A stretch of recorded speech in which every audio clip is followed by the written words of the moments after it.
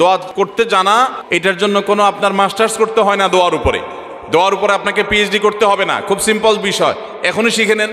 দোয়ার জন্য আদব হলো যে আপনি আল্লাহর কাছে দোয়া করতে গিয়ে প্রথমে আল্লাহর প্রশংসা করবেন। আল্লাহ, আপনার অনেক নিয়ামত আমি ভোগ করছি, আপনি আমাকে অনেক নিয়ামত দিয়েছেন।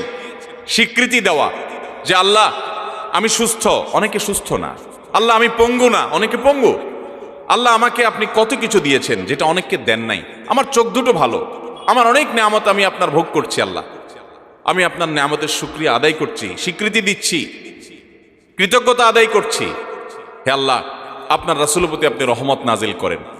আপনি যদি লম্বা চড়া বিস্তারিত না বলতে পারেন, আপনি সূরা ফাতিহাটা পড়েন, আলহামদুলিল্লাহ রাব্বিল, আল্লাহর প্রশংসা সেখানে হয়ে গেছে, আলহামদুলিল্লাহ রাব্বিল আলামিন পড়েন, দুরূদ শরীফ পড়েন, বাস।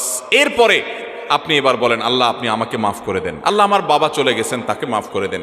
আল্লাহ আমার মা দুনিয়া থেকে চলে গেছেন, তাকে মাফ করে দেন। ভাইরা আমার, আসল কথা হলো আমরা সেই ব্যথাটাই অনুভব করি না।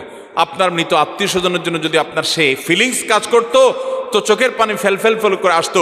আপনি যদি আল্লাহর কাছে কোনো কিছু মায়ের পেঁচ দিয়া, অর্থাৎ সুন্দর করে সাজায়া গোছায়া বলতে নাও পারেন, আপনি নিশ্চিত থাকেন শুধু চোখের পানিটা যদি আপনি ফেলেন, চোখের পানিও আসে না, শুধু কান্নার ভান করে আপনি যদি আল্লাহর দিকে হাত তুলে আপনি যদি সময় কাটান এবং কিছু বলার চেষ্টা করেন, আল্লাহ রাব্বুল আলামিন আপনার দিলের ভাষাও পড়তে পারেন।